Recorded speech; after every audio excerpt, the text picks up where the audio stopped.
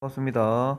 어제 우리가 국제연합에 대해서 공부를 하다가 마무리를 했는데, 다시 한번 유엔에 대해서만 좀 살펴보면요.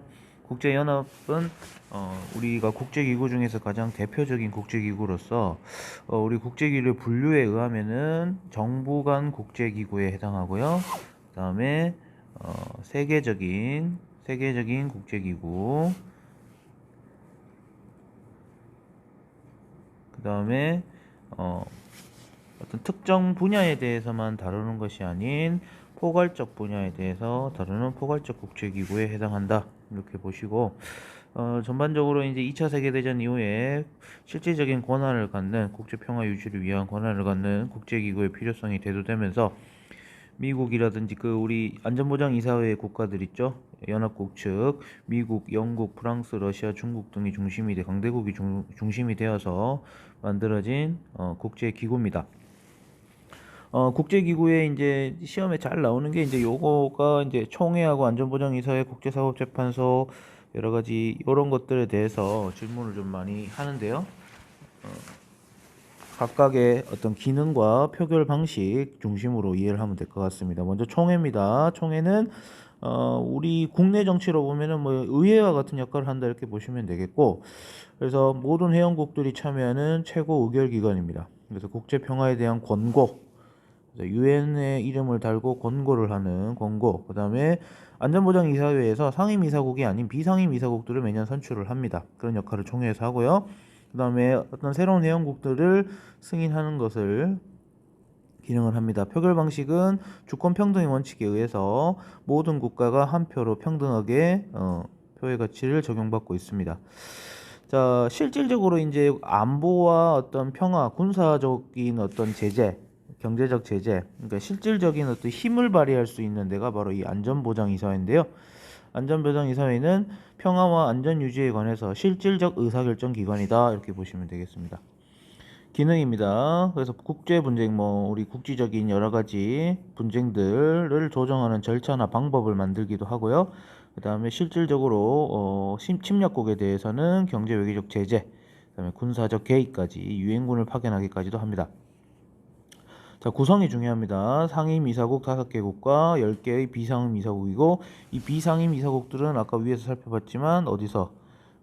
총회에서 매년 선출을 합니다. 표결 방식입니다.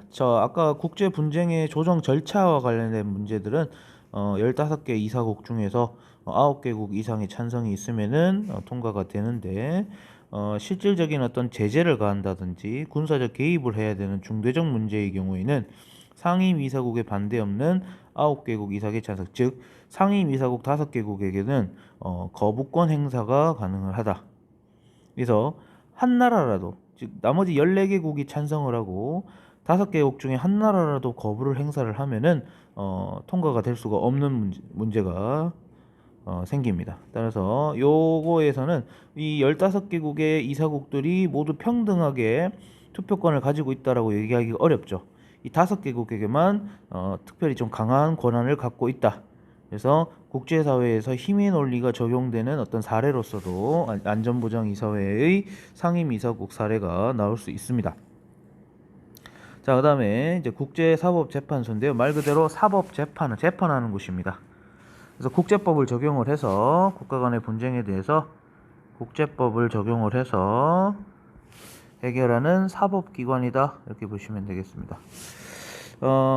구성은요, 총회하고 그 다음에 안전보장이사회에서 선출한 국적이 다른 15명의 재판관으로 구성되어 있고요.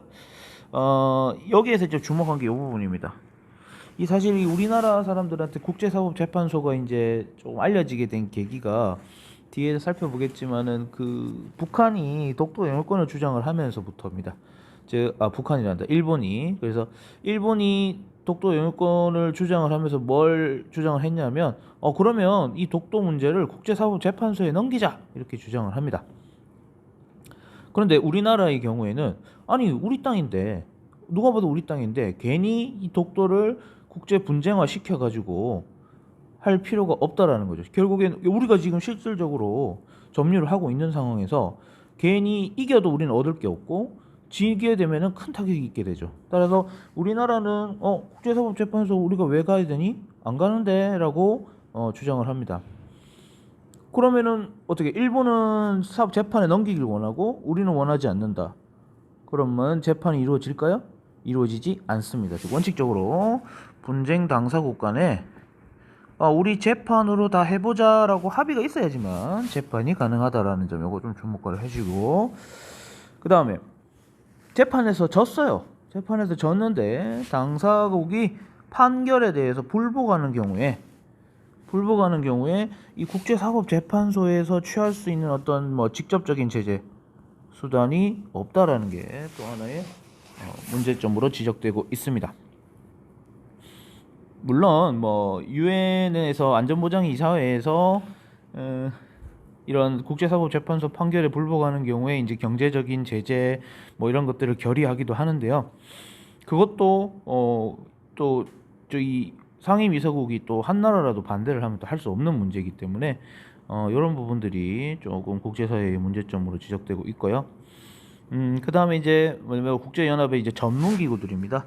그러니까 어떤 특정 분야의 전문적인 어떤 조사와 연구를 하는 기구들인데 아마 여러분들 많이 들어본 그 국제기구들이 있을 겁니다. 그래서 이건 국제연합에서 분야별로 어떤 국제의 여러 가지 문제점들을 해결하고 협력을 이끌어내기 위해서 만들어진 기구들이다 보시면 되겠고요. 이름에서 볼 수 있듯이 국제노동기구, 그죠? 그래서 국제적인 노동 문제에 대해서 다루고 있고요. 네, 국제연합 식량농업기구, 말 그대로 식량과 농업에 관한 분야를 조사하고 연구하고, 그 다음에 유네스코 많이 들어봤죠? 그래서 국제연합 교육과학문화기구, 세계문화유산 같은 거 지정하고 하는 것이 바로 유네스코고요. 그 다음에 세계보건기구, 요즘에 코로나 때문에 세계보건기구에 대한 관심도 많습니다. 그 다음에 우리의 아픈 기억인 IMF, 세계은행으로 불리우는 국제부흥개발은행 등 다양한 분야에 있어서 국제연합에서 전문기구들이 활동을 하고 있다. 이 정도만 알아두시면 되겠고, 특히 요 세 개 총회, 안전보장이사회, 국제사법재판소는 꼭 기억을 해두시기 바랍니다. 자, 그다음에 마지막으로 이제 기타인데요. 사실 그 국제연합 유엔의 경우에 안전보장이사회 총회만 있는 것이 아니고 사무국, 그다음에 경제사회 이사회 이런 부분들이 이제 이사회가 또 있거든요. 사무국은 이제 우리 그 반기문, 과거에 이제 반기문 유엔 사무총장이 있었죠. 그래서 이 사무국은 주로 그 유엔의 업무를 집행하는 집행기관이다 이렇게 보시면 됩니다. 그래서 그 집행기관을 담당했던 분이 사무총장이고 우리나라에서 배출이 되었다 이렇게 보시면 되겠고요. 그 다음에 이제 신탁통치 이사인데요.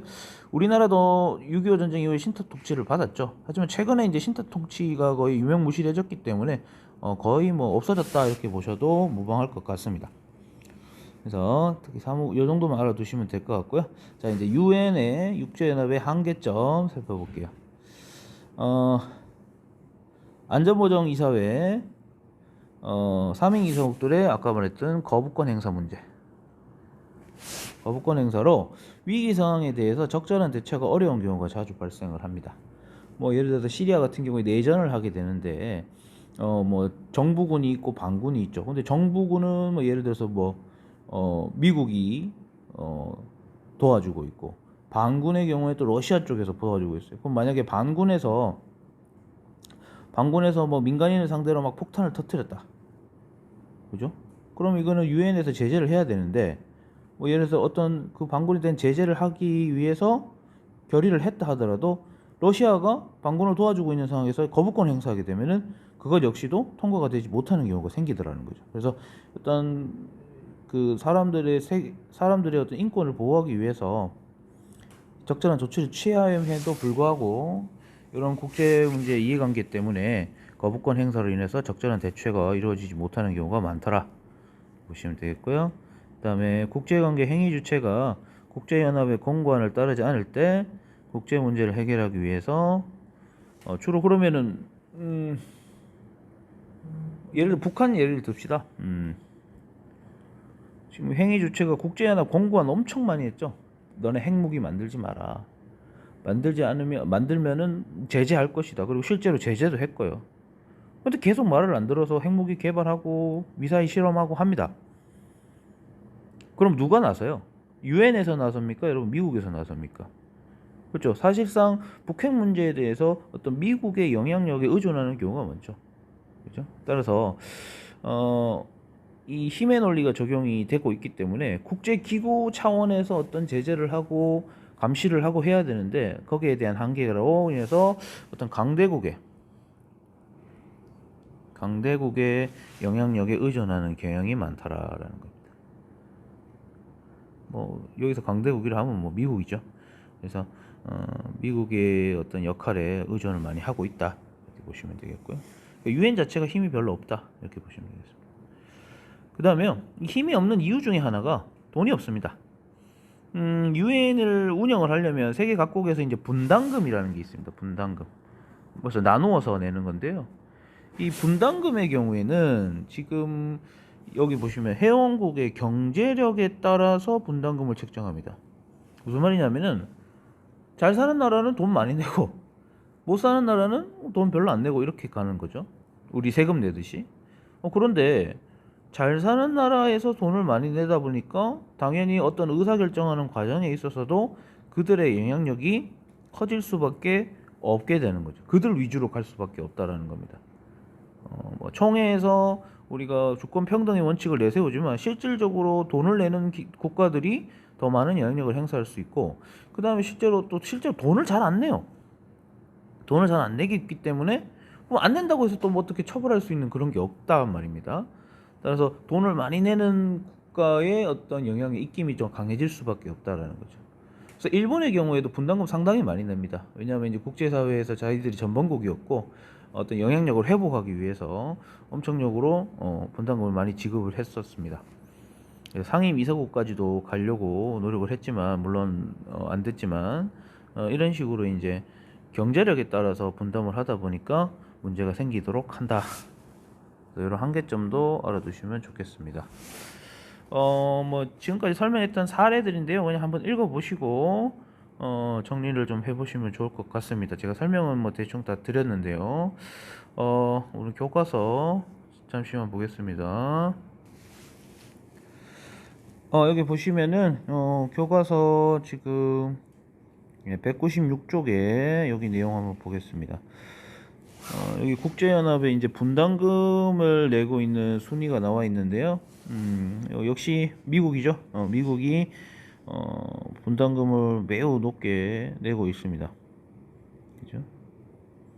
비율이 높은데요. 자, 여기 보시면은 국제연합은 분담금 비율이 가장 높은 미국을 포함한 대부분의 회원국들이 분담금을 뭐 하고 있다, 제대로 내고 있지 않다 이렇게 돼 있죠. 일본도 분담 많이 하고 있죠. 하지만 내고 있지 않다라는 것도 문제가 되겠습니다. 자, 그 다음에 밑에 여기 좀 살펴보겠습니다. 자, 안전보장이사회에서 여기 보시면 시리아에 아까 제가 잠깐 얘기했던 겁니다. 화학무기 공격을 규탄하고 신속한 진상조사를 위해서 국제연합 안전보장이사회의 결의안 채택이 누구의 반대로? 그렇죠. 러시아의 반대로 무산되었다. 러시아가 시리아에 대한 안전보장이사회의 결의안 채택을 막은 것은 이번이 8번째다. 있죠. 시리아 내전 발발 이후에 국제연합은 시리아 독재 정권에 대한 조사나 제재에 대한 결론을 여러 번 채택을 했으나 줄곧 이 러시아가 이제 거의 뒤를 봐주고 있는 거죠. 시리아 정부에. 그래서 러시아가 계속 반대를 하다 보니까 이 결의안 채택이 되고 있지 않다. 그래서 러시아 대표가 이렇게 반대하고 있는 모습이 나와 있습니다. 밑에 보시면요. 안전보장이사의 결정은 15개국 이사국 중 9국 찬성을 이루어지는데 절차에 관한 사항에 대해서는 단순히 9개국 이상의 찬성이 있으면 되지만 실질 사항에 관한 결정에서는 상임이사국 중 한 국이라도 거부권 행사하면 안결이 부결된다. 이렇게 되어 있네요. 자, 그 다음에 뒤에 부분 보겠습니다. 우리 교과서 198페이지 사례입니다. 요거는 이제 그 국제사법재판소 판결의 사례다 이렇게 보시면 되겠어요. 자, 먼저 자료 1번입니다. 항공기 관련해서 국제사법재판소 판례입니다. 1988년 7월에 미국 해군 함정 빈센스호가 무장 선박과 교전하던 이란의 여객기를 전투기로 오인하여 격추한 사건이 발생을 했습니다. 그러니까 미국의 함정이 이란의 여객기를 격추를 했습니다. 그래서 이게 이제 외교 분쟁으로 비해 지금도 미국과 이란은 사이가 안 좋죠. 그래서 국제사법재판소는 미국이 이란인 피해자들에게 총 6,180만 달러를 배상하려는 판결을 내렸고 미국 정부도 유가족과 이란 정부에 배상금을 지급하는데 합의했다 이렇게 돼 있어요. 이건 손해배상 청구를 한 거죠. 그래서 이런 부분들은 미국도 그 합의를 따라서 지급을 했다라는 거니까 나름의 여러 가지 이제 그 양국 간에 발생한 어떤 분쟁을 해결한 어떤 사례라고 볼 수 있겠습니다. 두 번째 사례는요 우리나라 건데요. 일본은 지금까지 총 3차례 걸쳐서 독도 영유권을 국제사법재판소 판단에 맡기고자 우리 정부에 요구했습니다. 우리 정부는 독도가 역사지리 국제법적으로 명백한 우리 영토이고 따라서 독도에 대한 영유권 분쟁은 없다는 태도를 유지하고 있습니다. 다시 말해서 우리 정부는 국제사법재판소의 강제적 재판 관할권을 유보하였기 때문에 우리 정부의 동의 없이는 독도 영유권에 대한 재판이 열리지 않는 것입니다. 그러니까 여기서 강제적 재판 관할권을 유보했다 이 말이니까 재판 관할권이라는 건 재판 결과에 대해서 구속력을 행사할 수 있는 권한을 얘기하는데요. 결국에는 그 당사국들이 나도 내가 관할권에 들어가겠다. 나도 들어가겠다.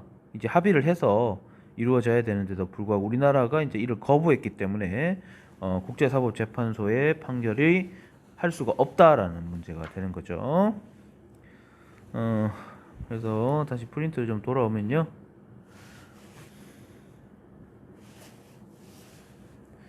여기 보겠습니다. 자, 첫 번째 아까 상임이사국 중 어느 하나라도 반대를 하면 의사결정이 이루어지지 않는 안전보장의 이상여의 결정이 발생은 공정할 것인가? 사실 공정하진 않죠. 공정하지 않습니다. 그러면 왜 이렇게 상임이사국에만 거부권을 부여하는가 이유를 한번 살펴보겠습니다. 자, 국제연합은 2차 세계대전의 승전국인 미국, 영국, 중국, 프랑스, 러시아 주축으로 탄생을 했다. 결국 뭐냐? 국제사회에 힘의 논리가 적용된다라는 걸 인정을 한 거죠. 그래서 국제사회에 힘의 논리가 있다라는 것을 보여주는 대표적 사례로 요구를 하고 있지만 사실 이루어지고 있지는 않습니다. 자신들이 기득권을 잘 놓기가 어렵겠죠. 그래서 요거의 사례는 우리 현실주의 사례로 봐도 무방하다 이렇게 보셔야 되겠습니다. 자, 그 다음에 아까 국제사법재판소입니다. 자료 1에서 나타난 사법재판소. 미국과 이란 간 분쟁에서 배상금 지급하라고 뭐 했어요? 미국한테 판결을 내렸죠. 미국은 이에 합의를 함으로써 분쟁을 해결한 사례다. 그래서 국제분쟁이 발생하였을 때 국제법에 따라서 평화적으로 해결할 수 있음을 보여주고 있다.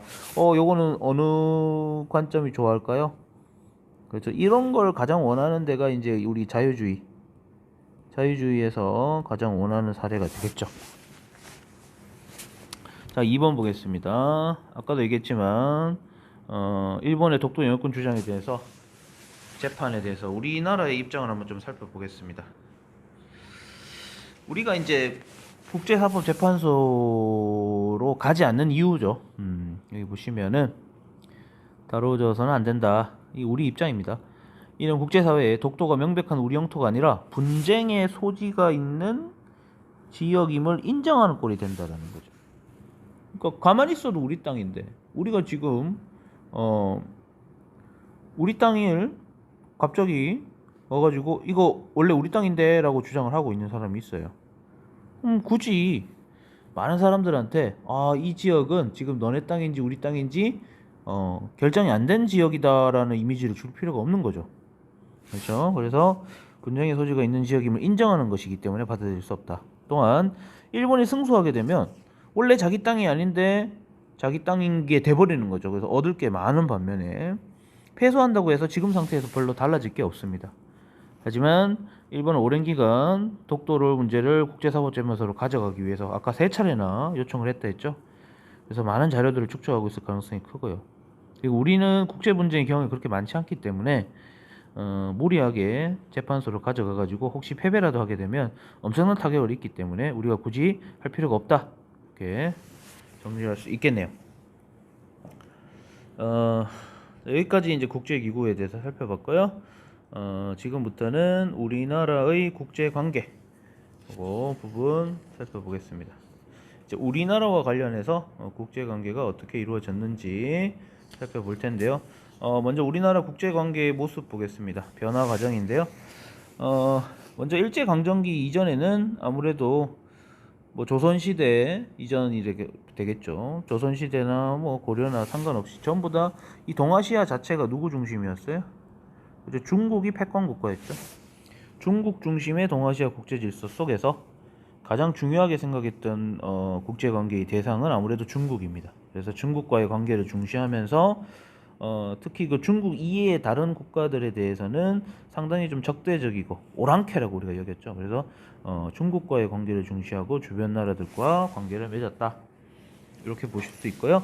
그다음에 이제 일제 강점기 이후에 우리가 이제 광복을 하게 되고 또 안타깝게도 남북 분단이 일어납니다. 이념적 갈등이 일어나면서 분단이 일어나고 이 6.25 전쟁을 거치면서 이 분단이 고착화되게 되었습니다. 이제 이 6.25 전쟁 이후에 이 분단이 고착화되면서 우리 어떤 국제 관계가 어느 정도는 특징이 좀 나타날 수밖에 없는 거죠. 그래서 오늘날에는 어떻게 되냐? 오늘날에 그래서 주변 국가와 여전히 어떤 군사나 뭐 사드 배치 문제 이런 것도 갈등이 좀 있었죠. 그래서 주변 국가 여전히 군사와 안보 측면에서는 경쟁과 대립이 지속되고 있습니다. 특히 우리는 북한을 위에 두고 있기 때문에 이런 군사 안보 문제를 빼놓고는 사실 외교 문제를 얘기하기가 어렵죠. 그래서 군사 안보 측면에서 경쟁과 대립이 지속되는 반면에 또 한편으로는 특히 사회 경제적 측면에서 세계화로 인해서 교류가 활발해지고 상호 의존성도 커지게 됩니다. 얼마 전에 그 사드 문제의 경우에도 중국이 사드 배치를 엄청나게 반대를 했죠. 반대를 하면서 중국이 우리에게 했던 조치가 뭡니까? 저 경제적인 어떤 보복 조치였죠. 중국 내에 있는 우리 기업들을 쫓아낸다든지 이런 식으로 하다 보니까 이런 것들이 이제 서로 또 우리 경제에 또 큰 타격을 주게 되고요.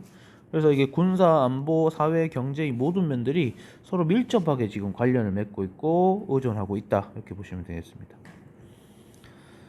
자, 우리나라의 국제 관계와 국제 문제들을 이제 우리나라를 둘러싸고 있는 문제들은 어떤 게 있는지 좀 살펴보면요. 먼저 안보입니다. 안보 문제에 대해서는 일단 뭐 북한이 최고의 이슈가 되겠죠. 그래서 북한의 어떤 좀 국제사회의 비협조적이고 적대적인 태도를 견제하면서 한반도 특히 이제 핵 개발 문제로 인해서 한반도의 어떤 긴장 관계가 국제사회 문제로 되고 있습니다. 그래서 우리나라 안보 및 세계 평화를 위협하는 요인으로서 작용하고 있고요. 그다음에 관련국 간의 어떤 전략적인 협력 및 주도권 경쟁이 공존하고 있다. 그러니까 북한을 둘러싸고 또는 우리나라와 북한과의 관계에서 각 나라마다 이해관계들이 좀 많이 달라요. 그래서 요것도 보는 게 재미있는데 우리 교과서 207쪽에 요게 잘 정리가 되어 있는 게 있어서 요거 같이 한번 보면서 잠깐 얘기를 해봅시다.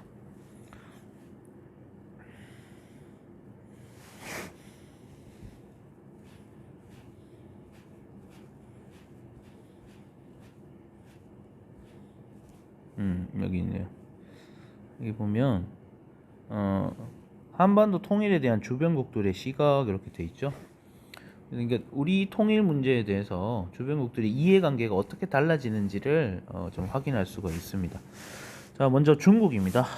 중국은 사실 뭐 북한이 많이 의존하고 있는 국가 중에 하나죠. 자, 우리가 통일이 되면 중국 입장에서는 긍정적인 게 있고 부정적인 게 다 이렇게 이해관계가 존재한다라는 거죠. 그래서 중국의 경우에는 일단 북한이라는 부담이 없어집니다. 사실 그 북한을 많이 도와주긴 했지만 지금 중국도 북한이 좀 부담스러운 거는 사실입니다. 혼자서 뭐 지금의 또 중국을 그대로 따르는 것도 아니고요. 독자적인 노선을 가지면서 여러 가지 어떤 트러블을 만들어내고 있기 때문에 중국 입장에서는 그런 부분들이 좀 없어진다라는 점이 있고요. 그 다음에 한반도 전체와 이제 중국의 시장이 좀 늘어난다 이렇게 볼 수도 있고, 그 다음에 미국의 일단 영향력이 좀 줄어들 거라고 기대를 할 수 있겠죠. 왜냐하면 지금 미국이 우리나라에 군대를 파견해 있는 것은 북한이라는 존재가 있기 때문에 그런 건데, 이제 더 이상 한미일 연대가 필요하지 않게 되는 거예요. 중국 입장에서는 이 부분이 상당히 이제 거슬리는 거죠. 미국이 한반도에 영향력을 행사하는 것 자체가. 그다음에 일본을 견제하는 세력으로 중국과 연계를 해서 좀 같은 역사적인 아픔을 갖고 있기 때문에 견제 세력으로 육성할 수 있고요. 그다음에 한반도에서 전쟁 가능성이 없어짐으로 해서 주변국인 중국도 평화를 유지하는 데 도움이 될 거다 이렇게 보는 거고. 근데 이제 부정적으로 보는 이유는 이 미국하고 이제 사실 그 중국이 있고요. 중국이 있고, 그죠? 미국이 있어요. 지금 세계는 사실 이 중국과 미국 간의 어떤 패권 다툼이다 이렇게 보시면 되겠는데, 이 우리 한반도가 이 이렇게 나눠짐으로 해서 중국의 영향력, 미국의 영향력, 그죠? 완충 역할을 하는 거예요. 직접적으로 부딪히는지 않는 건데 이 완충 역할을 해야 되는데, 얘들이 이제 통일을 해버 독자적 노선을 가져버리면 이런 완충 지역이 상실된다라는 거고요. 그다음에 뭐 북한하고 이제 동북 삼성 경제 관계에 있어서 아주 긴밀하게 경제 관계를 유지하고 있었는데, 그러니까 이 동북 삼성과 북한과의 교류가 활발했다 이거죠. 그래서 장애가 생길 수 있고요. 그다음에 북한의 난민 유입 가능성, 그다음에 한반도 내 미군 기지 유지 가능성, 그다음에 통일 한국의 어떤 경제적인 경쟁국 출현, 왜냐면 규모가 커지니까 이런 것도 있을 수 있습니다. 자, 미국 좀 보겠습니다. 미국의 경우에 뭐 긍정적으로는 전쟁 가능성 제거되고요. 일단 북한의 어떤 도발, 맨날 뭐 미국에도 미사일을 쏠 수 있다 뭐 이렇게 주장을 하니까. 그다음에 이제 남한 주도의 통일의 경우에는 어떤 강력한 힘을 가지고 있는 미국의 동맹이 생길 수 있다라는 점하고 이런 문제들이 좋은 관계가 있고요. 이제 미국이 이제 부정적으로 보는 거는 아무래도 이제 중국하고 친해질까봐 이런 문제 있고요. 그다음에 한미 동맹의 필요성이 좀 줄어들 수밖에 없는 거고, 그만큼 미국의 영향력이 좀 줄어들 수밖에 없다. 그리고 상대적으로 중국의 영향력이 한반도에 크게 작용하지 않을까, 이런 부분들이 이제 걱정이 되는 거겠죠. 자신들의 어떤 국제사회 영향력이 줄어드는 문제, 특히 동아시아 지역의 영향력이 줄어드는 문제라고 볼 수 있고요. 자, 일본입니다. 자, 일본은 사실 그 6.25 전쟁의 가장 수혜 국가죠. 우리 한반도에서 전쟁을 함으로 해서 경제 성장의 기틀을 닦았던 나라입니다. 일단 근데 북한 역시 일본에 대해서는 어떤 상당히 적대적 감정을 가지고 있습니다. 따라서 북한의 위협이 제거된다라는 점하고요. 그다음에 통일 과정에서 한국의 내부 문제를 몰입하고 그에 따라서 일본의 지원이 필요하지 않을까, 저번에처럼 이런 문제. 그다음에 이제 부정적인 거는 강력한 경쟁국이라는 거. 그다음에 이 사실 일본은 그 2차 세전 패전 이후에 어떤 군대를 가질 수가 없습니다. 자위대라고 하죠, 걔들은. 그래서 막 군사 시설을 확충하고 군비를 확장하고가 상당히 제한을 받아요. 근데 이 조금씩 이렇게 군비를 확충하고 할 수 있는 이유가 바로 이 북한이라는 존재가 있었기 때문에 가능한 겁니다.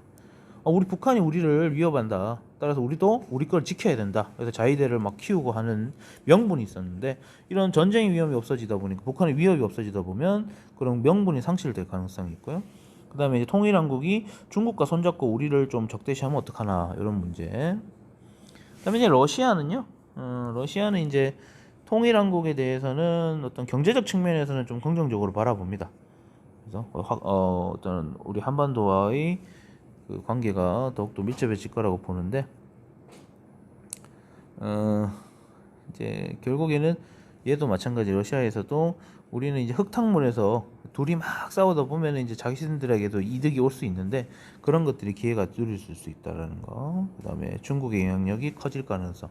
그러니까 이런 각 나라들마다 우리의 통일 문제에 대해서도 이 다양한 입장들을 서로 다른 입장들을 가지고 있음을 알 수가 있습니다. 이걸 통해서 뭐 이걸 외우실 필요는 절대 없습니다. 그냥 이런 게 있다 정도 알아주시면 되겠어요. 자, 좋습니다. 그러면은 다시 돌아가서요. 그래서 관련국 간의 이런 우리의 입장에서는 그런 관련국들의 어떤 이해관계를 잘 이용을 해서 이들의 협력을 이끌어내기도 해야 되겠죠. 자, 그 다음에 국제 분쟁입니다. 이제 우리나라를 한반도로 둘러싸고 있는 국제 분쟁 어떤 게 있는지 보겠습니다. 먼저 일본의 경우에는 뭐 역사 왜곡 꾸준히 하고 있고요. 그 다음에 좀 심각했던이 아니고 심각한 위안부 문제, 일본군 위안부 문제, 그 다음에 아까도 잠깐 살펴봤던 독도 영유권 문제 등이 있고요. 근데 중국도 역시 마찬가지로 우리하고 좀 문제가 되는 부분이 좀 있습니다. 그래서 뭐 동북 공정이라든지, 그 다음에 이어도 영유권 분쟁이라든지 이런 것들이 있는데, 요거는 이따가 사례를 통해서 좀 살펴보도록 하고요. 그 다음에 이제 무역 전쟁입니다. 이제 요게 이제 좀 가장 치열하죠. 그래서 대부분의 나라에서 이 경제적 실리를 추구합니다. 더 이상 이념이나 이런 것들이 매이지 않아요. 그래서 실리를 추구하는 과정에서 어떤 우리나라는 아무래도 미국에 의존을 많이 하죠. 미국과의 협력과 갈등이 경험이 있고요. 그 다음에 산업 및 기술 측면에서 이제 최대 기업국, 우리나라의 최대 기업국은 이제 미국이 아니고 중국입니다. 그래서 중국과의 어떤 경쟁. 우리나라의 뭐 반도체 인력이 중국이 빼들려고 하고 뭐 이런 부분 기사에서 좀 봤을 겁니다. 그래서 이런 부분들 경쟁이 치열해지고 있다 살펴볼 수 있습니다. 자, 그러면 이제 동북 공정 좀 살펴볼게요. 동북 공정이란 중국의 국경 안에서 전개된 모든 역사를 중국의 역사로 만들기 위해서, 그러니까 중국 국경 내에서 일어난 모든 역사, 우리의 뭐 고구려, 발해 뭐 이런 역사들까지도 중국의 역사라고 만들기 위한 프로젝트입니다. 이 일을 하는 이유는요. 특히 고구려 발해 역사를 중국의 역사로 함으로써 이제 나중에 한반도가 통일이 되었을 때 우리는 우리 선조들의 과거 영토였다 하면서 또 영토 분쟁이 생길 수 있는 가능성을 미연에 막기 위한 데도 의의가 있다라고 볼 수 있죠. 그래서 중국이 계속해서 이 고구려 발해 역사를 자신들의 역사라고 주장을 하는 것입니다. 자, 그 밖에 이제 202페이지하고 203페이지에 우리나라를 둘러싼 국제관계 바람직 해결책인데요. 이 부분은 요거는 다음 시간에 하고, 우리 일단은 여러분들은 202, 203페이지 이 활동의 내용을 한번 읽어볼 수 있도록 합니다. 오늘은 여기까지 하겠습니다.